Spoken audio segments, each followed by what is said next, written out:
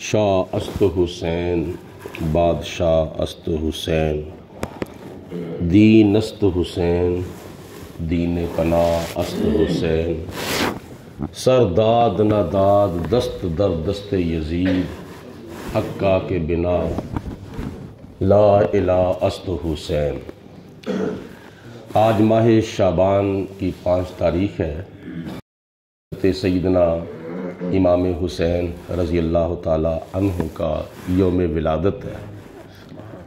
ابن ماجہ شریف کی اور مشکات شریف کی حدیث پاک میں آتا ہے کہ حضرت ام فضل رضی اللہ تعالی عنہ نبی کریم علیہ السلام کی بارگاہ میں حاضر ہوئیں، عرض کی یا رسول اللہ مجھے ایک خواب آیا ہے، اس خواب کی تعبیر ارشاد فرمائیں۔ تو نبی پاک علیہ السلام نے فرمایا بیان کرو۔ حضرت ام فضل کہتی ہیں یا رسول اللہ مجھے رات کو خواب یہ آیا ہے کہ آپ کے جسم مبارک کا ایک ٹکڑا آپ کے جسم سے جدا ہو کر وہ میری جھولی میں آ گیا ہے، تو اس کی تعبیر ارشاد فرمائیں۔ تو حضور علیہ السلام نے فرمایا کہ ام فضل آپ کا یہ خواب بڑا مبارک ہے، اللہ پاک میری بیٹی جناب فاطمہ الزہرا رضی اللہ تعالی عنہا کو ایک بیٹا عطا فرمائے گا جو تیری گود میں کھیلے گا۔ چنانچہ حضرت ام فضل فرماتی ہیں کہ وہ وقت آیا، جناب فاطمہ الزہرا رضی اللہ تعالی عنہا کے گھر میں حضرت سیدنا امام حسین رضی اللہ تعالی عنہ پیدا ہوئے، اور پھر میں ان کو اپنی گود میں کھلایا کرتی تھی۔ جب ولادت حسین ہوئی تو نبی پاک علیہ السلام کی بارگاہ میں پیغام کیا، حضور علیہ السلام تشریف لائے، نبی پاک علیہ السلام نے فرمایا کہ میرا بیٹا میری جھولی میں رکھو۔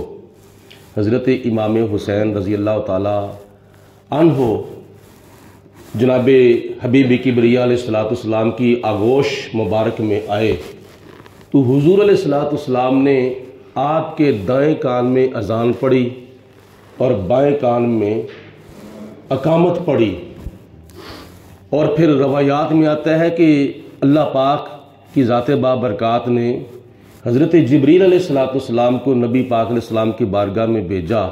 حضور علیہ السلام کی بارگاہ میں جناب جبریل حاضر ہوئے، عرض کی یا رسول اللہ اللہ فرماتا ہے کہ اس بیٹے کا نام حسین رکھو، اور یہ جنت سے نام آیا ہے۔ اور یہ بھی یاد رکھیں حضرت امام حسین سے پہلے کسی بچے کا نام حسین نہیں تھا، یہ ایک منفرد نام نبی پاک علیہ السلام نے اپنے نواسے کا رکھا۔ اور پھر روایات میں آتا ہے کہ حضور علیہ السلام نے ایک کھجور لی، اس کو اپنے منہ میں رکھ کر چبایا، اور چبا کر پھر اس کھجور کی گٹی نبی پاک علیہ السلام نے حضرت امام حسین کو دی تھی۔ تو اذان پڑھنے والے نبیوں کے امام ہوں اور گٹی دینے والے بھی نبیوں کے امام ہوں، اور پھر اس کے علاوہ نام رکھنے والے بھی نبیوں کے امام ہوں، تو پھر یہ کیسا نواسا ہے۔ پوری دنیا کے اندر یہ نانا بھی بے مثل و بے مثال ہے، اور یہ نواسا بھی بے مثل و بے مثال ہے۔ اور پھر روایات میں آتا ہے نبی پاک علیہ السلام نے 7ویں دن حضرت امام حسین رضی اللہ تعالی عنہ کا سر منڈایا، اور سر کے بالوں کے وزن کے برابر پھر چاندی خیرات کی، اور حضور علیہ السلام نے حضرت امام حسین کا عقیقہ کیا۔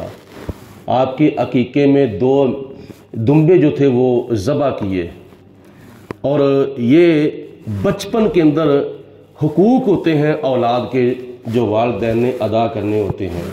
ہمارے ہاں عقیقہ جو ہے یہ فرض بھی نہیں، واجب بھی نہیں، اور سنت بھی نہیں، بلکہ ایک مستحب عمل ہے۔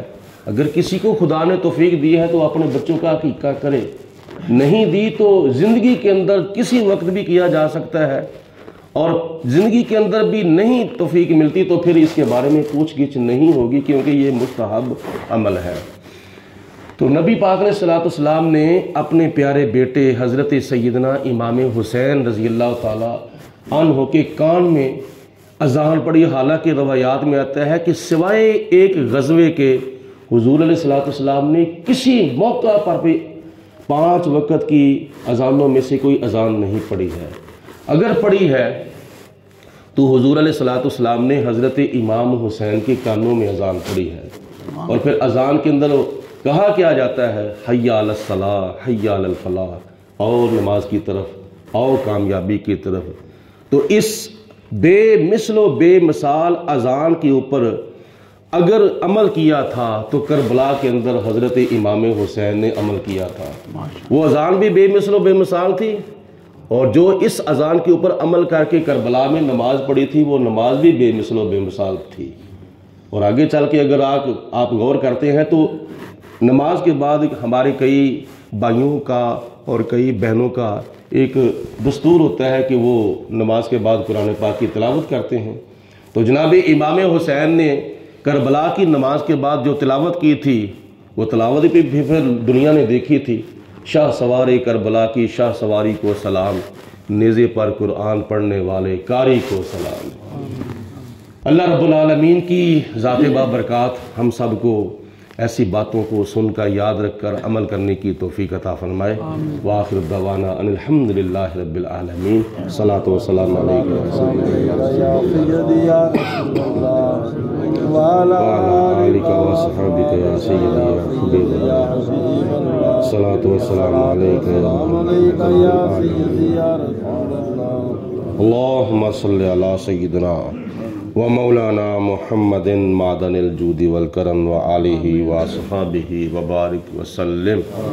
ربنا آتنا فی الدنیا حسنۃ وفی الآخرۃ حسنۃ وقنا عذاب النار۔